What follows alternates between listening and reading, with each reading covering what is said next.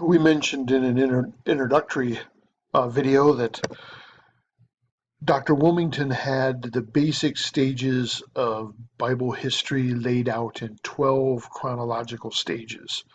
The first one he had was the creation stage. It took us from Genesis 1 to Genesis 11. And we're now starting that second one, the patriarchal stage. In this stage, God begins to turn his attention from the world as a whole and instead begins to work through one man, one family, in order that the rest of the world might be blessed through that particular effort. So he speaks to Abraham's family and begins to move Abraham out of Mesopotamia, out of Ur of the Chaldees, and moves him toward Canaan. So his father is the first to move. Terah moves from Ur up to Haran, which is sitting sort of at the top of that Fertile Crescent. And Abraham and his family will end up following the whole of the Fertile Crescent down into Canaan. And so some of the cities that he will pass as he comes up out of Ur will be Babylon, and then he'll travel over to Nineveh, and then Haran, and then begin to make his way down into Canaan. All of those cities will show up prominently as capitals of empires later on. So Haran is important now because that's where they stop. But Babylon and Nineveh, they're gonna come into play in stories that are coming soon. So God calls Abraham to leave his country of Ur and Sumer and heading up around Mesopotamia as he guides him out of Ur. In the patriarchal stage, we actually have Abraham's family. So we have Abraham and his son Isaac, and then Isaac's son Jacob, and then Jacob's sons make up the 12 tribes of Israel, and that will include Joseph. Joseph actually is the head of two tribes, as it turns out. So there's not a tribe of Joseph. There is a tribe of Ephraim, and there is a tribe of Manasseh, and those are his children. So those are the patriarchs that make up the patriarchal stage. So in God's providence, he chooses to call out Abraham to go to a land that God would show him. This story doesn't include any sort of information for us about why Abraham was chosen, his original name being Abram. Why him? We just know that when the word of God came to him and said, "Go to a land that I will show you," Abram had the good sense to get up and go in response and obedience, trusting the word of God, which would become eventually the hallmark of his life, learning faith as he trusts the word of God in spite of the circumstances in which he finds himself. When God calls Abraham, the promise that he makes has three elements to it.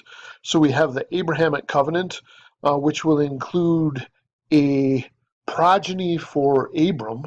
Even though his wife is barren, he will have sons that will eventually become a great nation. He has promised that God would give him land that God was going to show Abram as he moves into Canaan. And then through Abram and through his family, all of the nations of the earth will be blessed, a promise that is fulfilled ultimately and finally in the person of Jesus Christ. So the patriarchal stage begins with the calling of this person out of Ur, one who is obedient to the word of God and begins the process of heading toward a land that God would show him. Two things we know about the land that he's going to. It's the land that God is promising him. We don't know what it is. He doesn't know what it is, where it is when he sets out, but God guides him into Canaan. And yet in Canaan, the Canaanites who are living in that area at the time,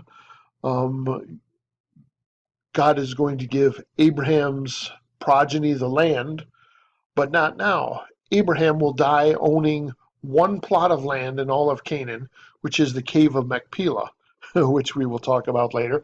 But he does promise that eventually God's grace as it's shown to the Canaanites will come to an end as the sin of the Amorites begins to rise to a level that causes God to judge that culture. So this is the promised land that God is calling Abraham to.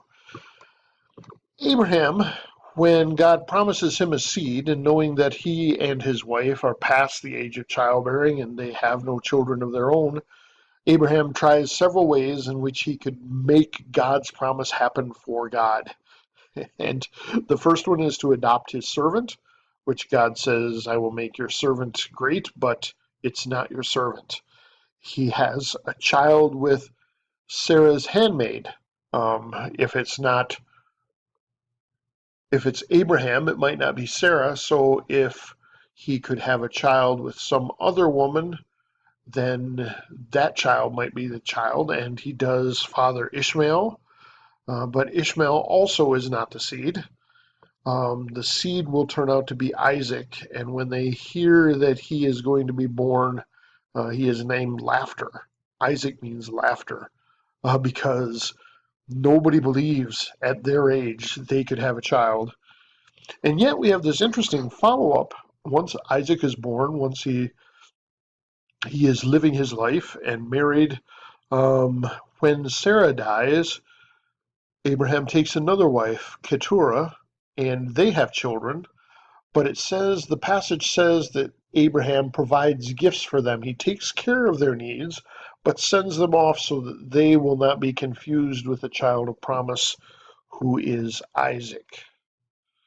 Um, Isaac will be sent back home the servant will be sent back home to get a wife for Isaac, and he will recruit Rebekah to begin the trek down from Haran herself to meet with Isaac.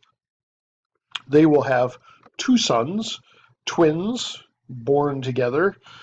One will be the favorite of Isaac, and the other will be the favorite of Rebekah.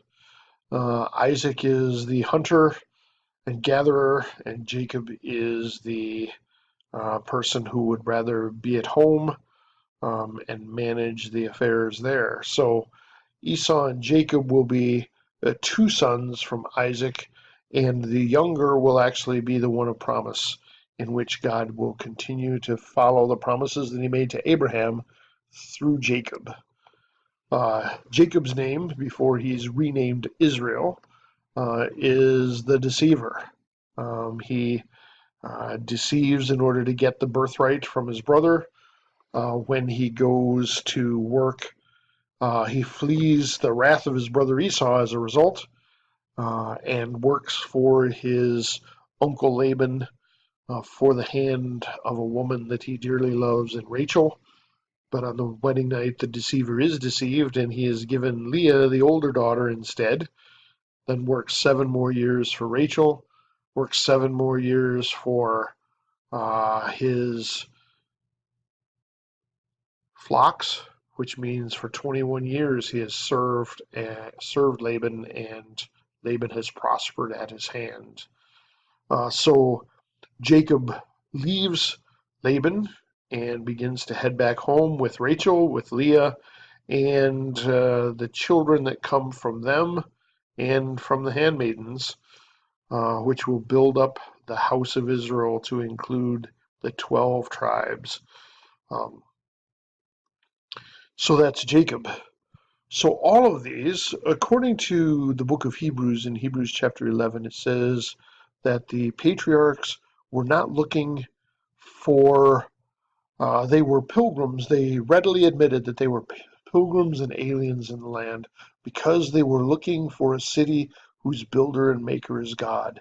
So we're introduced to the faith of the patriarchs from a very early stage. We see the stories, we see that they are not by any means perfect, but they are men and people who will follow God where he leads, and make mistakes, sin as they will. God keeps his covenant with them to bless Israel and the family as a result of the promises that he made to Abraham. So that is the patriarchal stage.